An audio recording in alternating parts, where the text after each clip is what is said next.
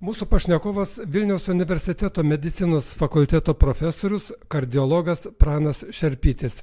Gerbiamas profesoriau, pernai sukako 40 metų, kai jūs pradėjote gydytojo karjerą. Patirtis milžiniška, neįkainojama. Tačiau ar lengva Lietuvoje realizuoti naujausius pasaulinius pasiekimus, gydant širdies bei kraujagyslių susirgimus? Geras klausimas ir tas 40 metų, kuris praėjo, atrodo gana greitai. Ir dabar jaunimas neįsivaizduoja, kad tie 40 metų praeis greitai. Nereikia švaistyti viso laiko. Ir man tikrai pasisekė. Matomai, likimas lėmė taip, kad aš patekau į geras mokyklas ir teko realizuoti. O aš noriu pasakyti, kad mes per tą daugiau kaip 30 nepriklausomybę metų padarėm milžinišką progresą. Aš atėjau į kliniką, tai kuri buvo profesoriaus Marcinkevičiaus klinika, kuri ir tarybiniais metais sugebėjo daryti didelį progresą. Ir čia sovietiniais tais metais persodina širdį. Ta klinika visada man liko viena iš pagrindinių. Ir toliau aš atėjau į profesoriaus Laucevičiaus kliniką, kuri taip pat mane išaugino ir kartu su bendradarbiais mes suaugom ir tos visus pasiekimus, kurie yra mūsų kardiologijai, tikriausiai mums kartu tik tai bendrom jėgom ir bendro kolektyvo dėka galima įgyvendinti. Vienas niekada neįgyvendinsi. Reikalinga, kad būtų žmonių. Ir tikrai dideli pasiekimai, mes kartais labai dėjojam, kad čia viskas yra blogai, bet iš tikrųjų Lietuva padarė milžinišką progresą. Ir ką mes anksčiau važiuodavom kaip kažkokie tai į tos susitikimus tarptautinius, kaip antrailiai žmonės, mes dabar važiuojam kaip lygus ir su lygiais galim būti. Ir aš labai džiaugiuosi, kad Lietuva aplanko tikrai eilę garbių pasaulinio lygio mokslininkų. Gerbiamas profesoriau, kas 2 metus jūs į Vilnių sukviečiate garsiausius kardiologus iš viso pasaulio. Tai reiškia, kad mes turime ką jiems parodyti ir pasakyti. Mes ir pasakyti, bet kartu ir pabendrauti ir kokios yra pagrindinės idėjos, kaip tas idėjas įdiegti į Lietuvos praktiką, kad mes tos mokslo pasiekimus galėtumėm diegti. Kartais sako, savo kieme nesi pranašas, bet kai atvažiuoja kiti ir matom, kad tai yra tikrai pasaulinio garso mokslininkai, tokie kaip Holgeris Tylė iš Vokietijos, kaip profesorius Alpertas iš Jungtinių Amerikos valstijų, kuris yra miokardo infarkto tėvas ir tos klasifikacijos, kaip yra miokardo infarktas suskirstytas. Taip pat Filipo Krėja, kuris yra Europos kardiologų žurnalo vyriausiasis redaktorius ir eilė kitų, kurie buvo Europos kardiologų draugijos prezidentai arba yra klinikos vadovai. Aš tikrai džiaugiuosi, kad jie atvyksta visiškai ne mūsų nuperkami, bet jie atvyksta savo grinai draugiškais ryšiais ir savo valia. Daktare, Lietuvoje širdies ir kraujagyslių ligų paplitimas didesnis nei daugelį Europos valstybių. Kokios priežastys? Turbūt neteisinga būtų sakyti, kad mes nesirūpiname sveikata, nesportuojame, pakankamai nesilsime ir panašiai. Tai kodėl ir šioje srityje mes tarp pirmaujančių neigiamą prasme? Aš galvoju, kad visgi dar yra tas dar gajus tas požiūris, kad kažkas dar turi rūpintis sveikata. Bet sveikata mes turime rūpintis kiekvienas. Ir nuo kiekvieno, kaip rūpinamės sveikata, irgi priklauso. Aišku, nuo genetikos priklauso. Jeigu tėveliai mūsų turėjo išeminę širdies ligą ir jie anksti mirė arba patyrė miokardo infarktą, mes turim žymiai didesnę riziką. Bet toliau yra rizikos veiksniai tokie kaip arterinė hipertenzija, kaip yra per didelis cholesterolio kiekis. Kolesterolis yra geras, bet jeigu jo per daug, visada yra blogai ir tai apnašas mūsų kraujagyslėse tikrai nusės žymiai daugiau. Toliau yra visgi ir rūkymas, ir alkoholio per didelis naudojimas, ir visgi mitybos. Jeigu mes pasižiūrim, ką mes pilam į savo automobilį, tai mes visada pažiūrim, koks yra tas benzinas ar tai dizelinis kuras, ar tai dujos.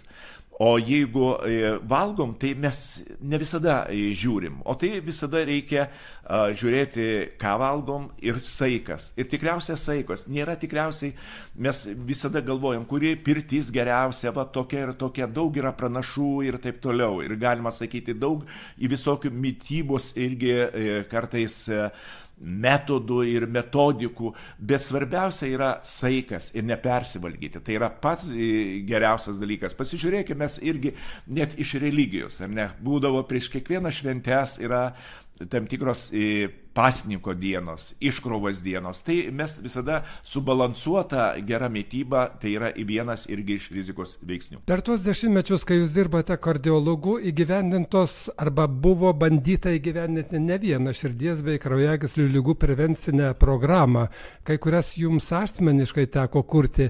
Kiek jos save pateisino? Aš galvoju, kad šitos visos programos jau pateisino ir pateisins. Ir jeigu dabar galvoti apie, tai yra gal pagrindinis kūrėjas šitos programos buvo profesorius Aleksandras Laucevičius, tai yra didelės rizikos asmenų kardiologinė programa.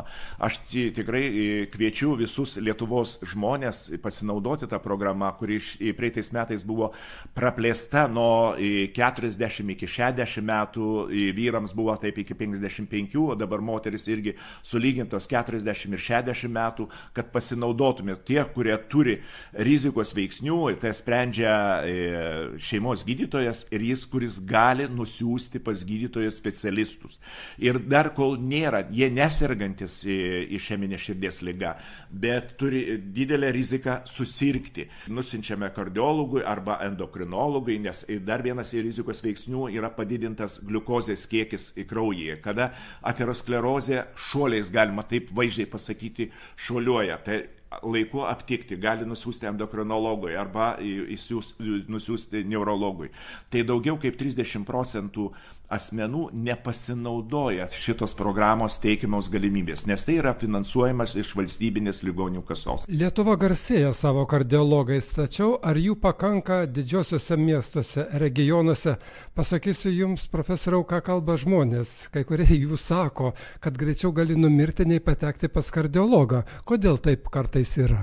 Ar visais atvejais reikalinga patekti pas kardiologą? Gal gali irgi ir spręsti ir šeimos gydytojai. Mes turim daugiau, aš kvieščiau pasitikėjimo gydytojas. Tas pasitikėjimas gydytojas privalo būti ir tai gali kartais įspręsti šeimos gydytojas.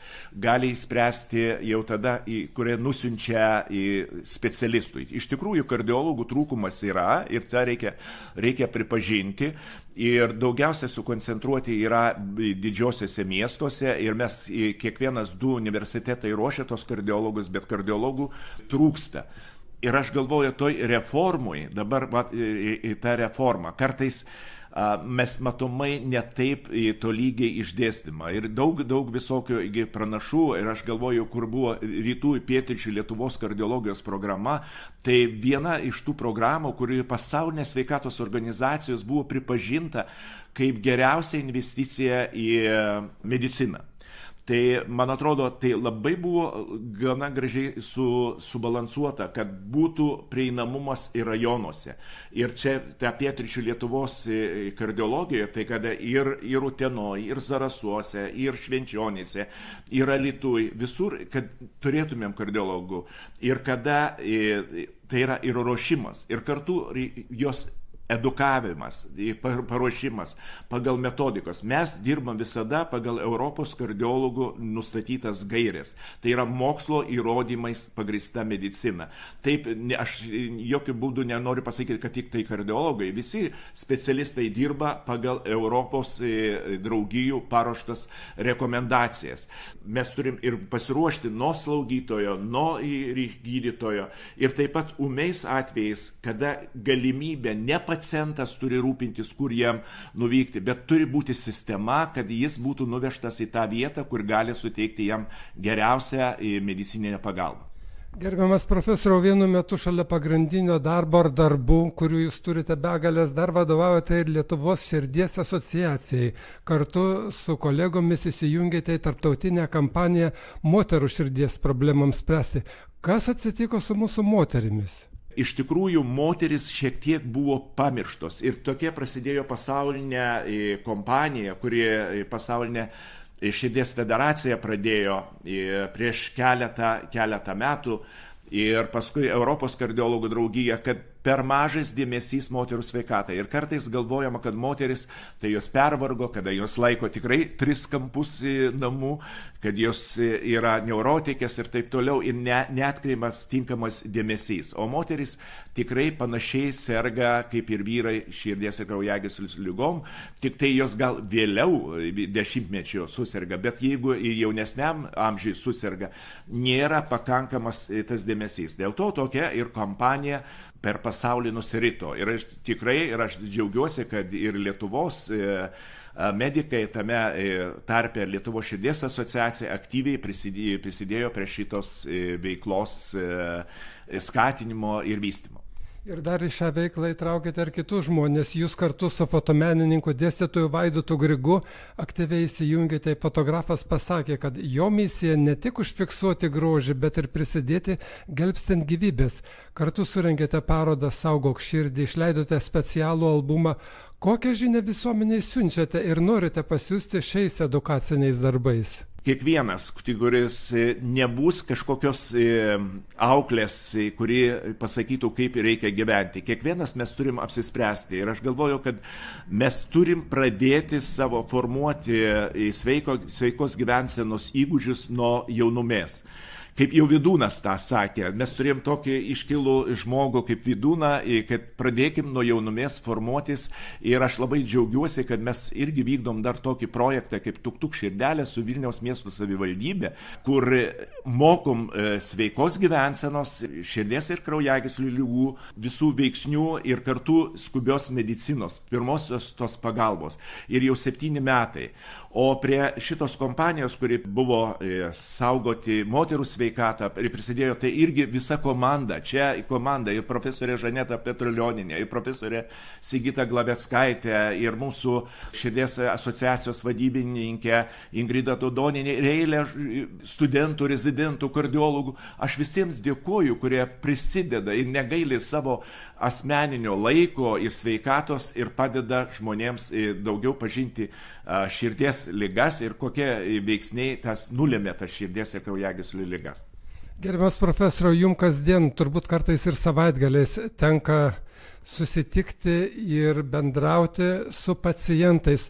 Kas jums yra pacientas? Man atrodo, kad toj reformai mes niekada neužmirškim, pirmoji vietoje turi būti pacientas. Ir kartais vykdant reformą aš pasigendu to požiūrio į pacientą. Pacientas visgi mes turim gerbti. Kad mus gerbtų, mes turime irgi gerbti pacientą. Ta daro tikriausiai 99% visų medikų.